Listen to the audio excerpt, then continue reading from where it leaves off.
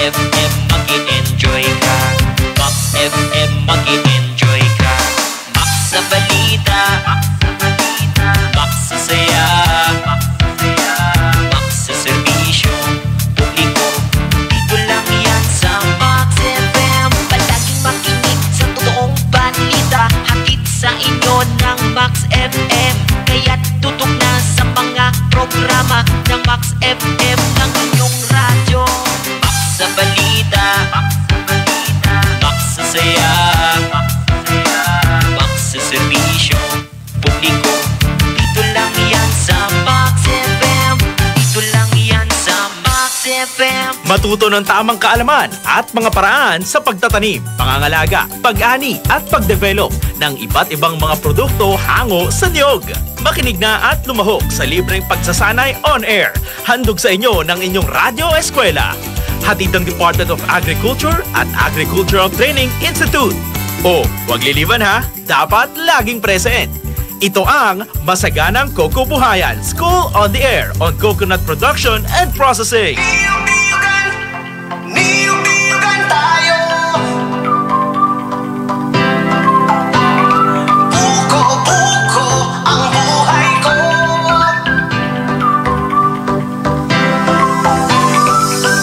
Pilipinas, halika na. Nasa paligid lamang ang iyong hinahanap. Huwag mag-alinlangan, huwag nang mangamba. Ang puno ng buhay ay pag-asa. Magtanim ka lang ito, tiyak ikaw ang siyang panalo. Walang matatalo, ito ang sigurado. Ang puno ng buhay ang ating pag-asa. Halika na, magtanim at simula. Niyog-niyogan tayo para sa kinabukasan. Alright, good morning po sa lahat ng mga nakikinig. It's already 10:07 in the morning at kayo'y nakikinig sa Masaganang Coco Buhayan, Radyo Eskwela sa Pagnyunyugan, School on the Air on Coconut Production and Processing for Sultan Kudarat. And of course, School on Coconut Production, mga serye ng mga teknolohiya tungkol sa makabago, wasto at tamang pamamaraan sa pagnyunyugan.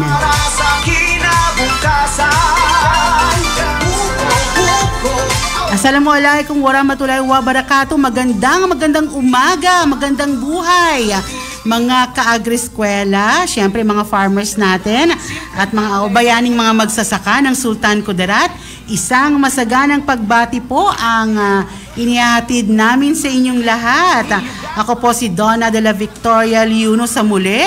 Ito po ang Acting Information Officer and at the same time, the 5th Manager ng OPAG Sultan Kudarat. Itong programa ay hatid sa atin ng Department of Agriculture, Agricultural Training Institute, Regional Training Center 12 sa pamumuno ni OIC Center Director Ms. Shirley Bildia.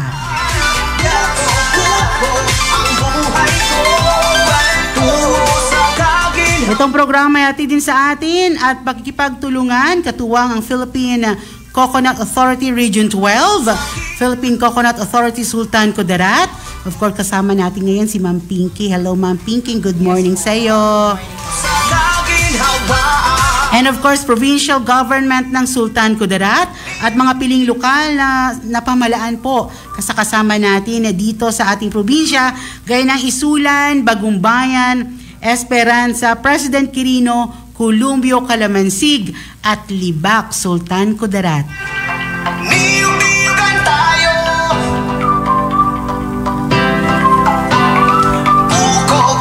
Kaya inanyayahan namin ang lahat na makinig at matuto dito sa ating Agri-Eskwela. Mapapakinggan tuwing Lunes at Huwebes, alas 10 hanggang alas 11 ng umaga. Dito lamang po sa himpilan ng 99.1 Max FM Tacorong City, Nutri-Eskwela 92.1 FM Radyo Kadulangan at may replay po tayo tuwing Sabado alas 9 hanggang alas 11 ng umaga sa 105.1 or 105.1 FM Radyo natin Libak. Alright, sa ating mga texters dyan, sa mga listeners, may text line po tayo para sa inyong mga katanungan at mga greetings, of course. It's 0969-017 and 8136. Ulitin natin, text line po natin is 0969-017-8136. Luzon, Visayas, Mindanao, saan ka man ay mayroon yan. Okay, excited na yung mga students natin, mga farmers. Hello sa inyo lahat. Alam ko, excited na po ang mga kanyog natin dito sa Sultan Kudarat na nakikinig sa kanilang mga radyo at kanilang mga cellphones through o via live streaming po, FB Live. Kaya simulan na natin ang ating programa. Noong nakaraang Lunes ay nakasama din natin si Sir Arnel Tora. Ayan, noong Lunes. Ang Division Chief 1 ng PCA NCSPC ng Aroman, Cotabato. At tinalakay niya ang coconut hybridization. Ayan. So dahil yun ang tinalakay, meron tayong kukutanong muna dito para mamaya, no? Sasagutin nyo to. Eto, magbigay ng halimbawa ng hybridization. Okay, yan yung katanungan natin for today. Magbigay ng halimbawa ng hybridization. At mamaya ay babasahin natin yung mga answers nila, ma'am. Yes, babasahin po natin. I-comment lamang po sa ating live at mag-text sa ating official text line. Uulitin natin, 0969-017-8136. Babasahin natin, as I said, yung inyong mga kasagutan.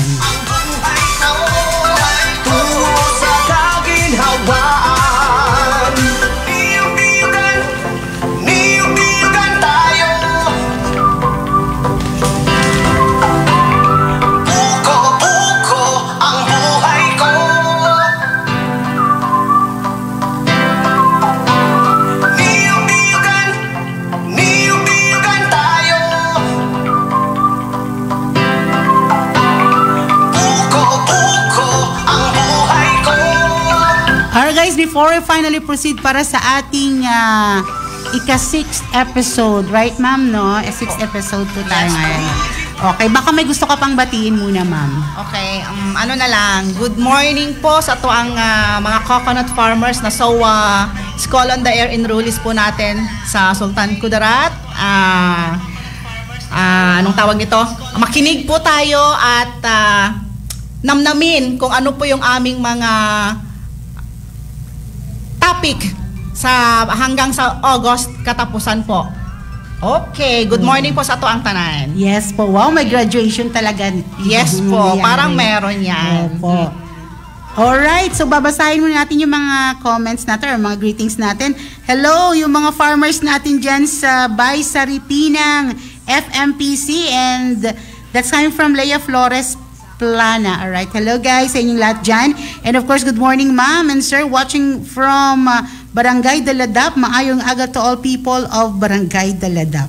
And eto pa, may nanunood from Lagilayan, Isulan, Sultan Kudarat, mga farmers natin dyan. From Carmel Yunen.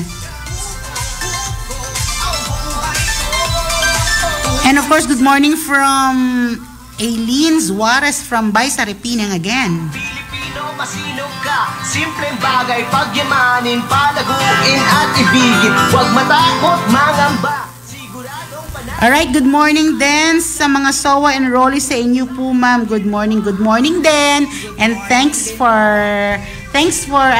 watching, alright? And listening din po sa ating mga listeners. Okay, yung iba po, babasahin natin later ha, kasi magsisimula na talaga tayo. Hindi na talaga mapipigilan ang ating lecture for today para sa ating ika-6th episode. Para sa kinabukasan, ang buhay ko tungo sa kaginhawaan. Alright, noong Lunes ay nakasama po natin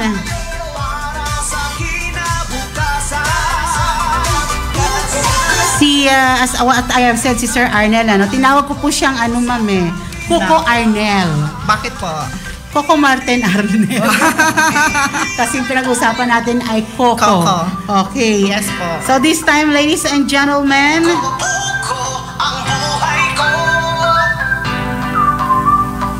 alright, before nga pala sa ating lecture proper, meron po tayo mga reminders. So try to catch guys sa ating pagbabalik.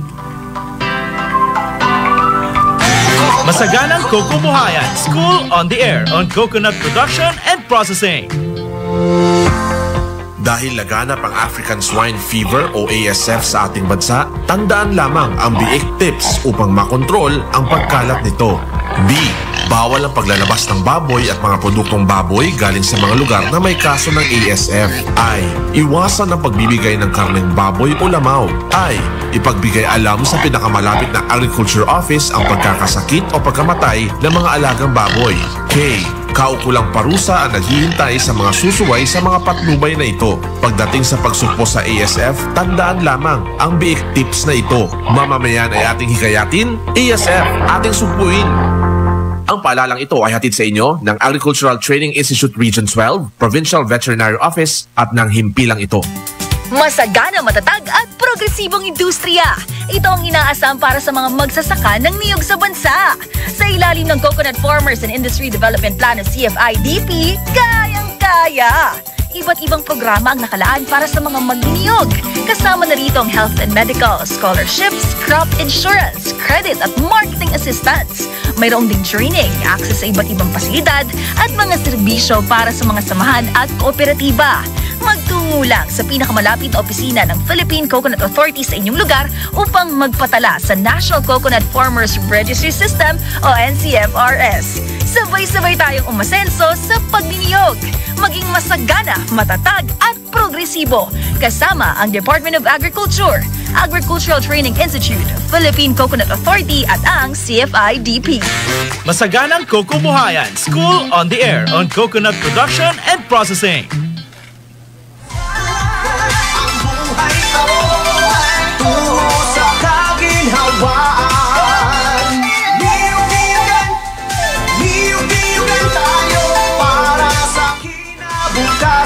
Alright, we're back guys. Oras po natin, 17 minutes past the hour of 10.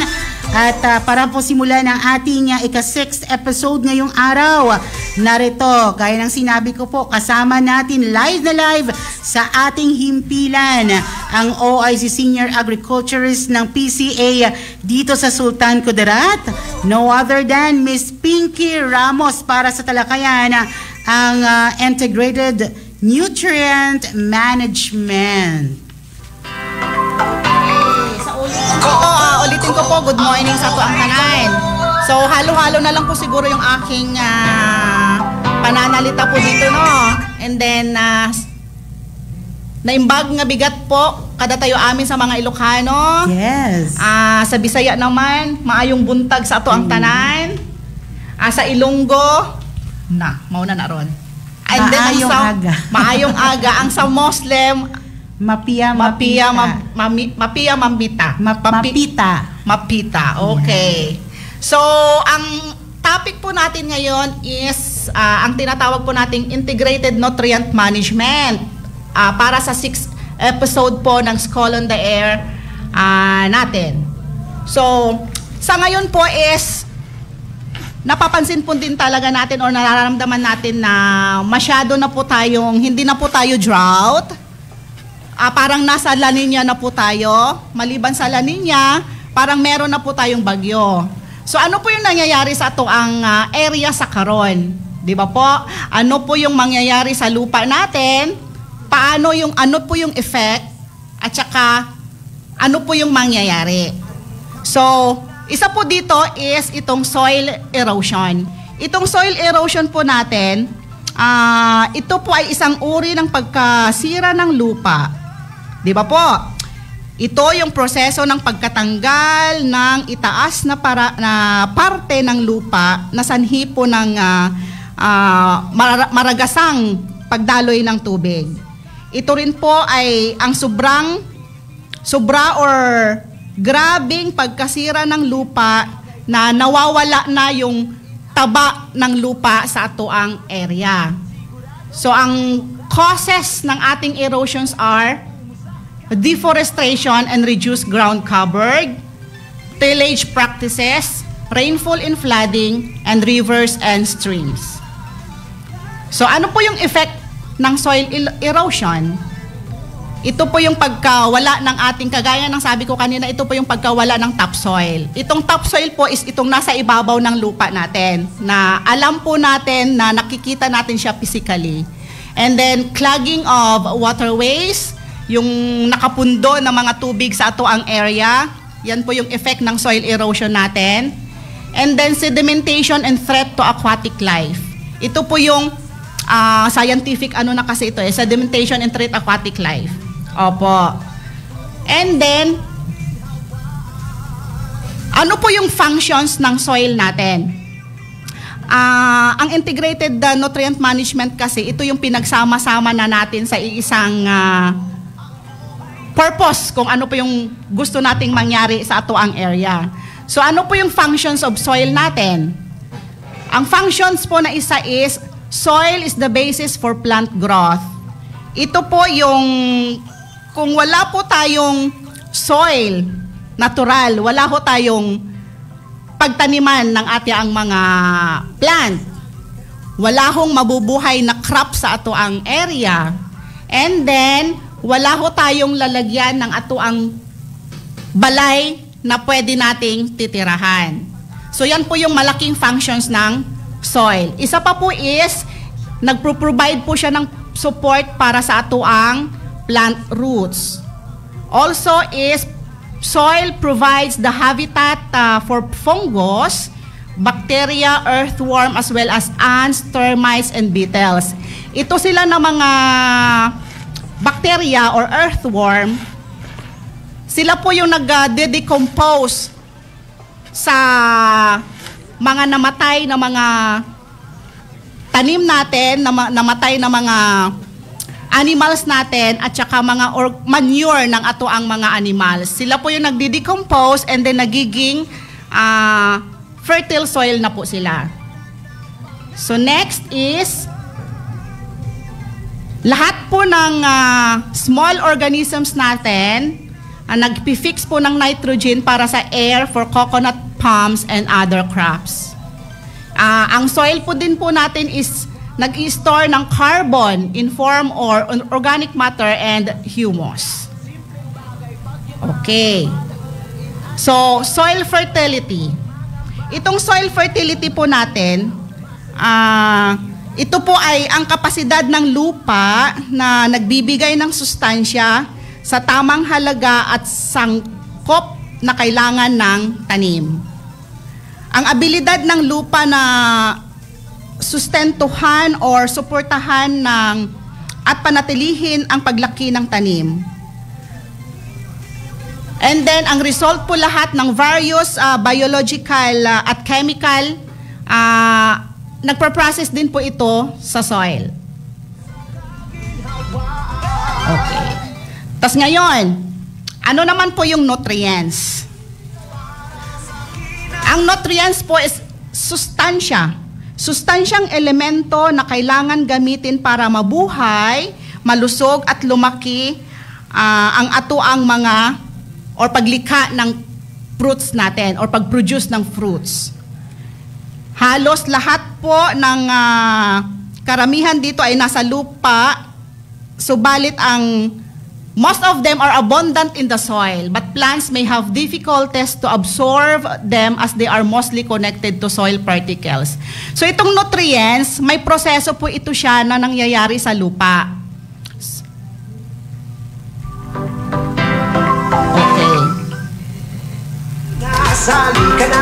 How to improve the fertility soils? So how to improve the fertility soils? Ang sabi is, organic matter needs to be recycled. If fertility is low, organic matter could be added from sources. Soils need to be covered and protect the organism and processed in the soil and to avoid erosion. So in addition to that, kung pwede lang sana, bawal sa atin ang mag-plowing sa atoang lupa. Kasi nadidisturb yung mga organisms natin. and yung pagproprocess ng soil para mag-protect tayo sa soil erosion. Sige po. Mayroon yan Okay. So, andito na rin po tayo sa some good practices na nao-observe po natin sa coconut farm. Number 1 is, dapat no burning of plant residues in the farm. So, hindi po dapat tayo magsunog ng kahit na anumang damo or mga residues sa ato ang farm. Kasi, natatamaan po dito or nasisira po yung ating mga microorganisms na nakatira po sa ato ang lupa. So number 2, mulching. Itong mulching po na tinatawag, alam po ito lahat ng mga coconut farmers natin. Ito po yung mga dahon ng mga nyog, yung pinaglinisan po natin ng mga damo, and then yung mga coconut husk po natin, ilalagay lang po natin sila sa paligid ng atoang puno ng nyog. So, yun na po yung tinatawag na mulching. Para naman po pag long time drought po natin, at least na prevent pa po yung moisture ng lupa natin sa puno ng nyog. So, number 3 is crop rotation.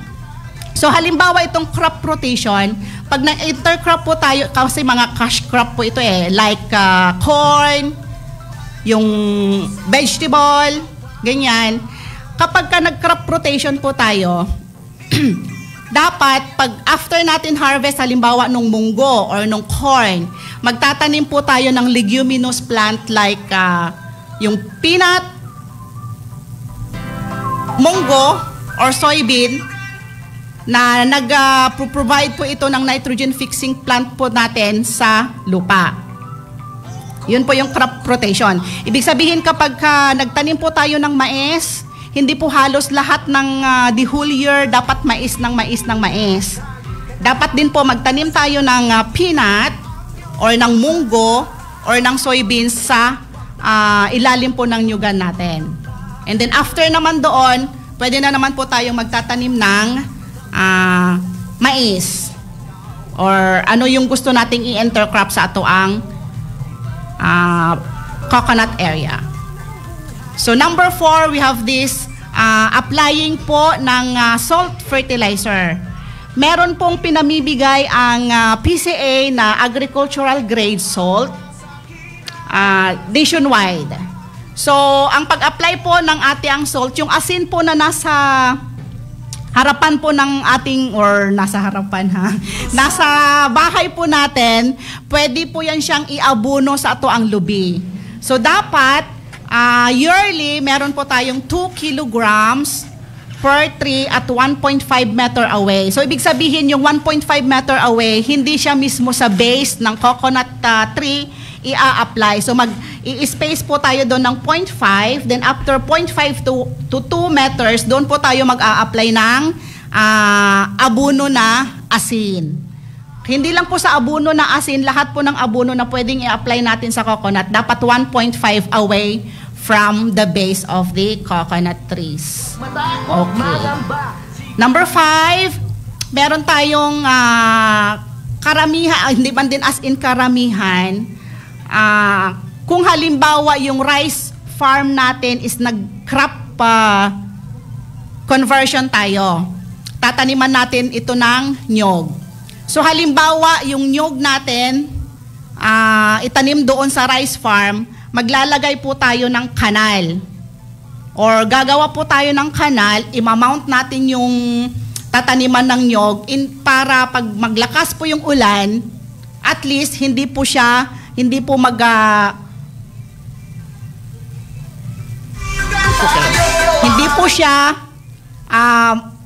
po matatrap yung tubig doon sa Okay, number 6, planting of high value crops as intercrop in the coconut to have additional income to the farm and to prevent soil erosion. Remember, soil erosion contributes in the acidity of the soil. So need din natin mag-plant ng mga high value crop sa tuang plantation ng coconut Okay. So number 7, ito na yung sinasabi ko kanina na planting of nitrogen-fixing shrubs such as Flemengia, Rinsuni, can help to visibly improve the soil within 1 year, leading to significant yield increases with 2 years. Okay. So yun, itong ang mga leguminous natin na nitrogen-fixing shrubs, minsan lang po kasi natin ito nakikita sa plantation natin. Kasi kung ito kasi yung ating itatanim within sa toang area, wala tayong cash crop na makukuha. Opo.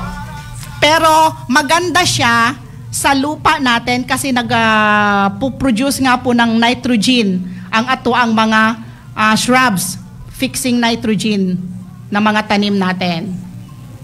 Okay po. Okay.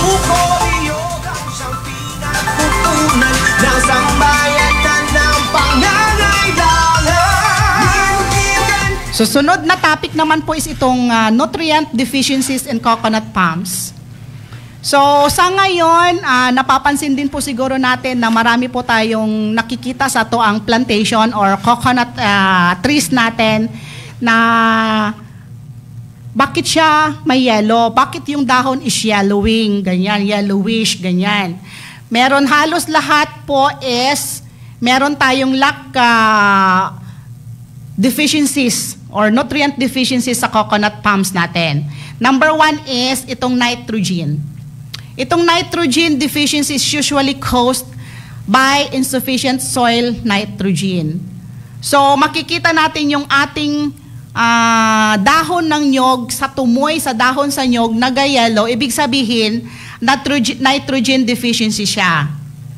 So pangalawa is potassium.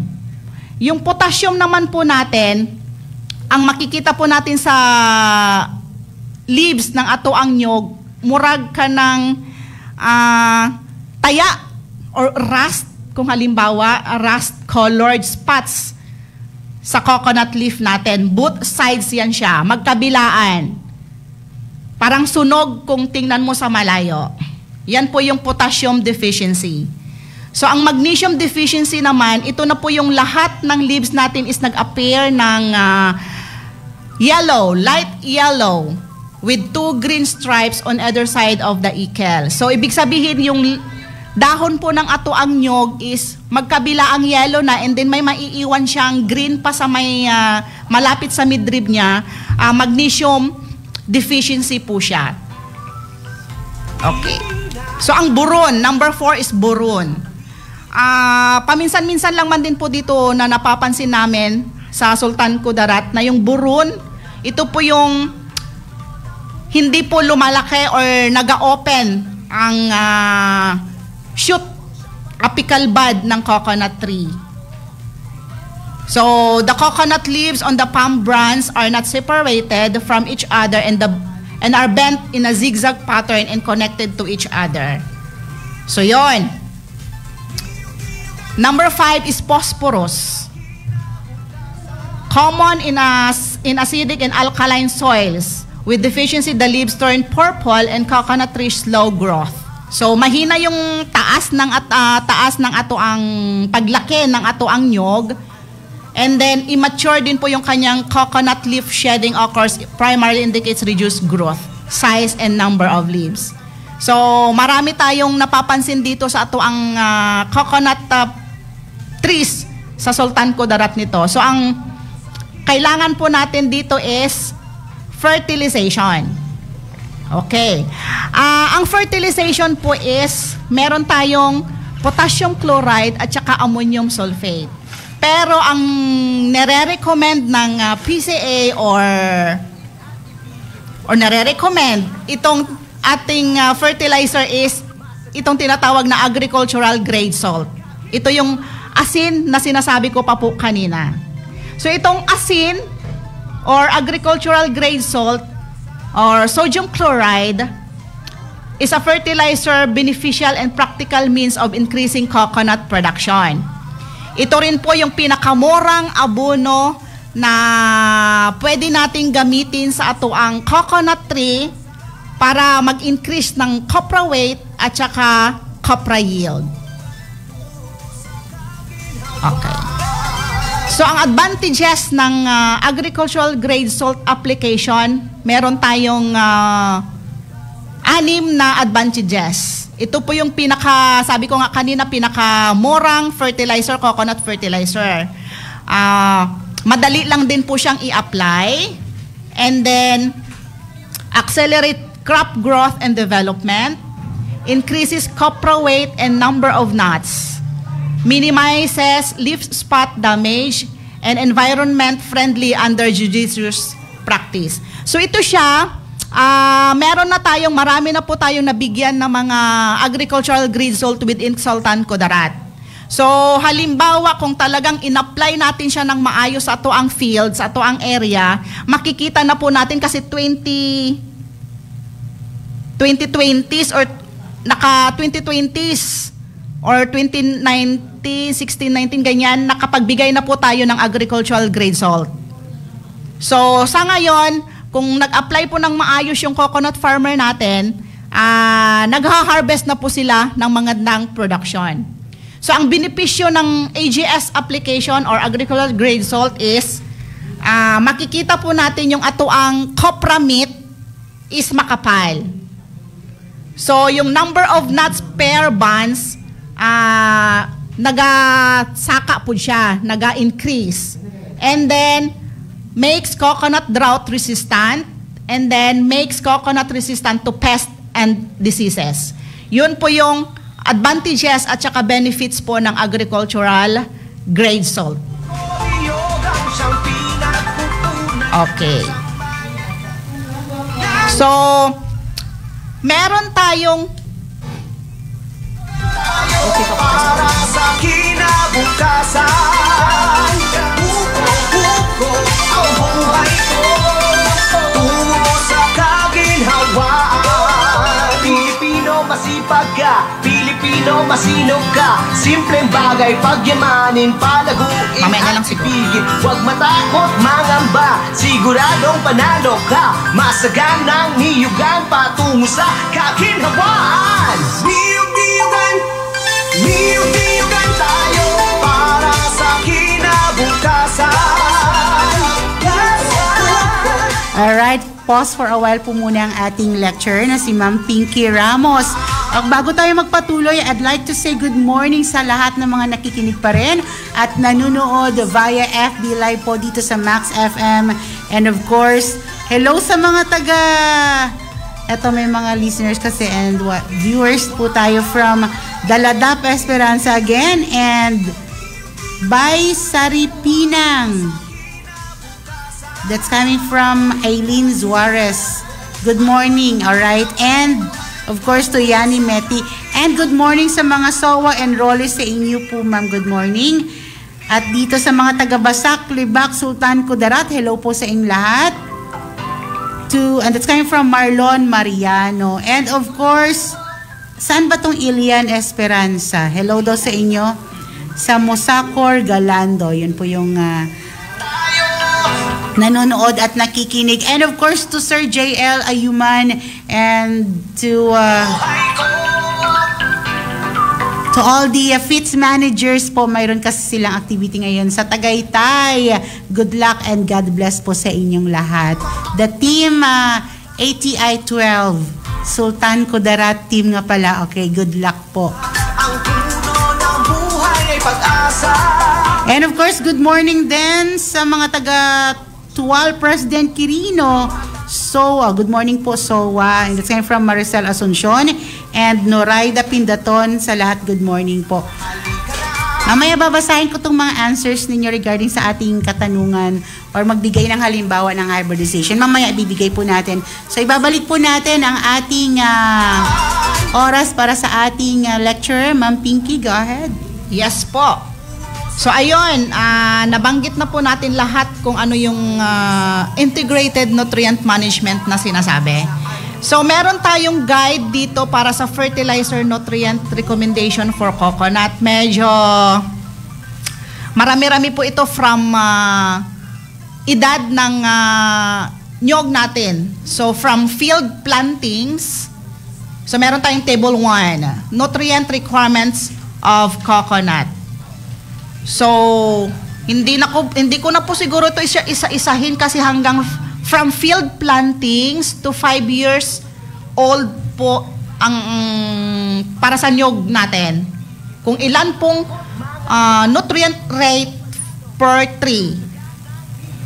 So halimbawa ang field planting natin, basal application, meron tayong NPK dito. Halimbawa ang field planting natin is ang nitrogen dapat natin is 30 grams, ang phosphorus is 30 grams, and then ang potassium is 90 grams. So sa field, halimbawa pag ganito yung gawain natin, meron tayong yung sardinas na na gawain nating calibration. And then pag 6 months naman po, meron tayong 40 grams na nitrogen, phosphorus na 50 gram, and then 15 gram na potassium. Pag 1 year old naman, 100 gram, 2 years old, 150 grams, same na po sila. 3 years old, 200 grams, 4 year old, 300, and then 5 years old, 400 grams. So ito yung mga inorganic fertilizer na tinatawag, yung mga ammonium sulfate at saka potassium chloride. So table 2, meron tayong mineral fertilizer rates for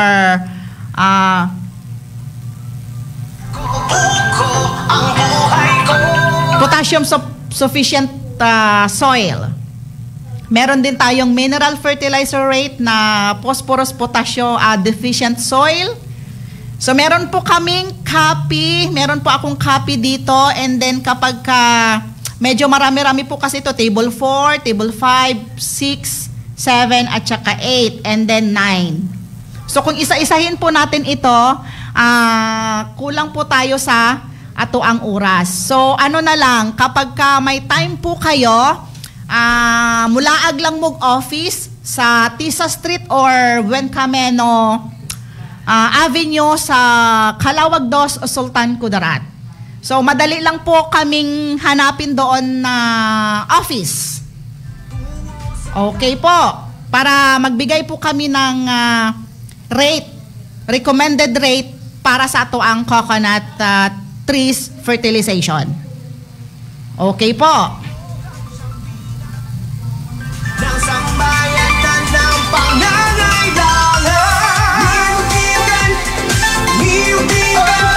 Alright, thank you so much po sa muli, Ma'am Pinky Ramos of PCA Sultan Kudarat. Yan po yung senior agriculturist po natin dito sa SK. And of course, ma'am, pwede din po ba silang mag-research? Kunyari, hindi nila naklaruhan kumbaga ang topic. Pwede ba silang mag-research through our Google or ganun ba? Pwede yes ba po, doon? meron siya doon. Opo. Okay, so pwede din po tayong bumisita. Or kung gusto nyo malaman yung website, kung ano bang bibisitahin nyo, pwede po kayong magtanong doon sa text line po na binigay natin. Alright, so ulitin natin. Thank you so much po para sa ating ika-6th episode po for today. At syempre, alam ko naman excited naman po lahat yung mga ating mga farmers, Ma'am Pinky, para sa next episode, Okay, ulitin ko po, Ma'am Pinky, yung ating text line para po malaman nila. Doon sila mag-text or magtanong kung anong gusto nilang malaman, anong website ba sila pwedeng bumisita para sa research. Okay, 0969 po, 0178136. Ulitin natin yung text line natin for your queries. At 0969-017-8136. Okay, yan po nagtatapos ang ating episode 6. Babalik tayo sa ating katanungan kanina, sa ating kokotanong. Bakit mahalaga ang hybridization sa pagnyunyugan? At syempre, babasahin natin, before I finally end, babasahin natin ang kasagutan ng ating mga texters. And of course, yung mga viewers po natin.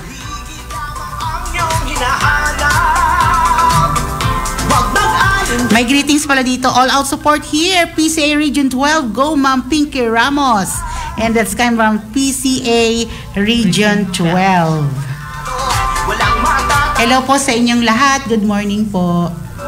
puno ng buhay ang ating pag-asa. Okay, mayroon ditong answer si Ma'am Sally Memoria. Magbigay ng halimbawa ng hybridization sa pagninyugan. Ang kanyang sagot, hybrid seedlings identification. Okay ba yun, ma'am? Ang kanyang binigay na halimbawa? Ano po yun? Example ng? Halimbawa po ng hybridization sa pagninyugan. Yung kanyang binigay po na answer ay hybrid seedlings identification. Tama po doon? Tama po ba? Ang pagkakalam ko doon kasi ano yung mga hybridization, di ba po? Hybridization, Ito po okay. yung itong Katlag. Okay. Opo, Katigan na Laguna. Katbay.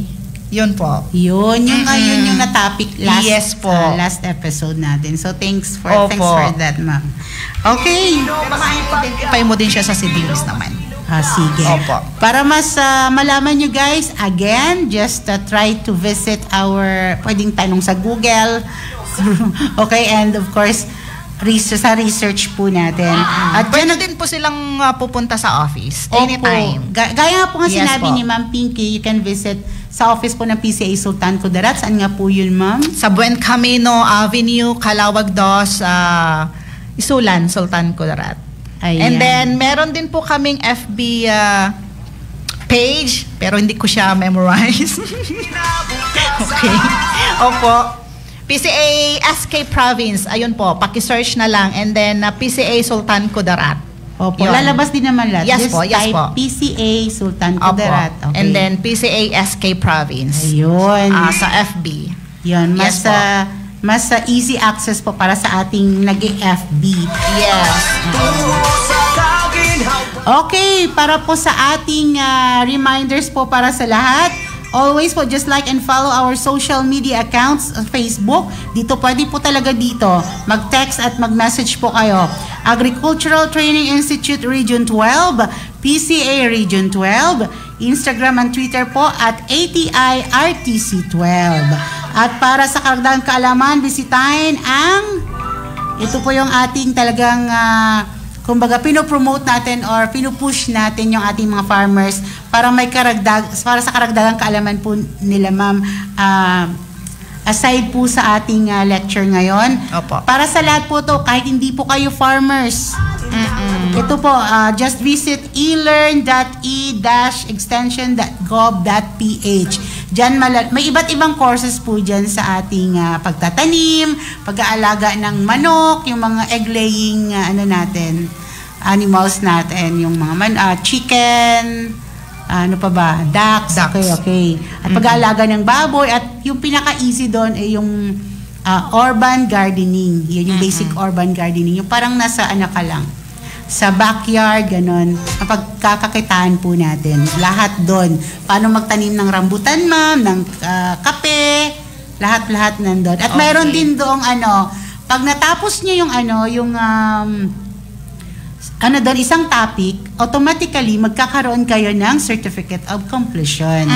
Kasi mayroon ding lecture yun doon. Yes po. Opo, may quizzes din. Just like this, sa lecture natin, kaya lahat ng mga farmers natin, makinig talaga kayo sa SOA natin kasi pagkatapos nito, Merong exam. mayroon kayong exam para yung nakapasa, syempre, gagraduate. Opo.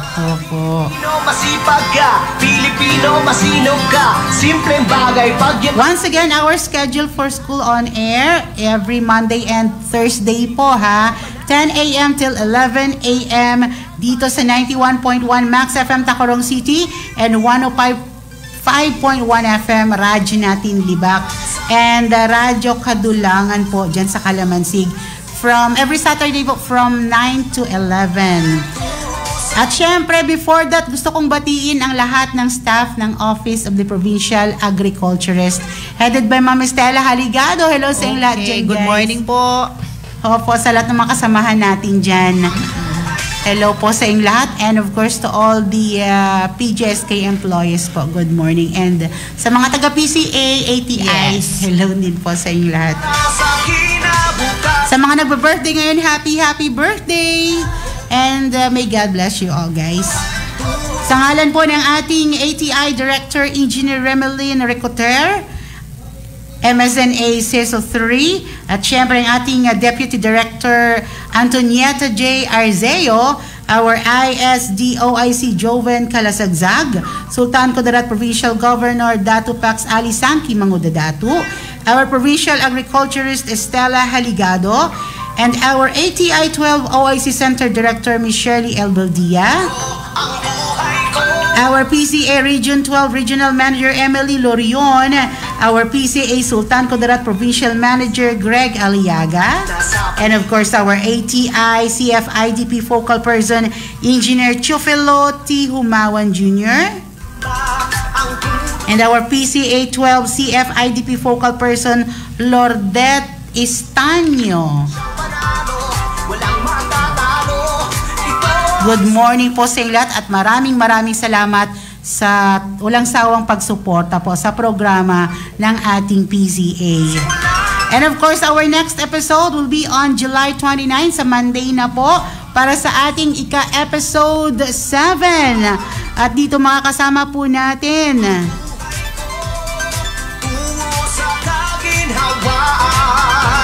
Luzon, Visayas, Mindanao, saan ka man ay mayroon yan. Ang buko iyogang siyang pinag... At makakasama po natin para sa episode 7 ay ang ating PDO3 ng PCA 12 na si Ma'am Jenny Carr Gallego. Ayan, at ang magiging topic po natin for the next episode ay ang Integrated Pest Management, Common Coconut Pests. Alright, so mga peste ang pag-usapan natin sa next episode natin, ma'am. Okay, before we finally talagang mag-end na talaga, ma'am, it's already 10:52, may oras pa, konting oras na lang, minuto. Okay, ma'am, baka may gusto pa kayong batiin. Okay, binabati ko rin po yung office ng Sultan Kudarat PCA. Pinamumunuan po ni Sir Greg Arilliaga. Good morning po sa inyong tanan. Sa mga coconut farmers po natin na nakinig at nanood po sa 6th episode po natin ngayon. Magandang umaga and then maraming salamat po. Alright, once again, thank you so much, Ma'am Pinky Ramos. Yes, hanggang sa muling episode ng ating School on Air, sa ngalan po ng ating mga anchorman, Miss Hanadi Gemad Pumpong, and of course, that's our ATI Information Officer 1, at Mr. John Lloyd Ayuman, our Information Officer 3 ISS Chief mula sa ATI Regional Office 12. Ito po si Donna de la Victoria Luno ng Sultan Kudarat Office of the Provincial Agriculturist na nag-iwan ng isang magandang umaga mga bayaning magsasaka. Assalamualaikum warahmatullahi wabarakatuh. Magandang buhay po sa ating lahat. To God be the glory. May God bless us all. Good morning. Pilipinas, halika na. Nasa paligid lamang ang iyong hinahanap.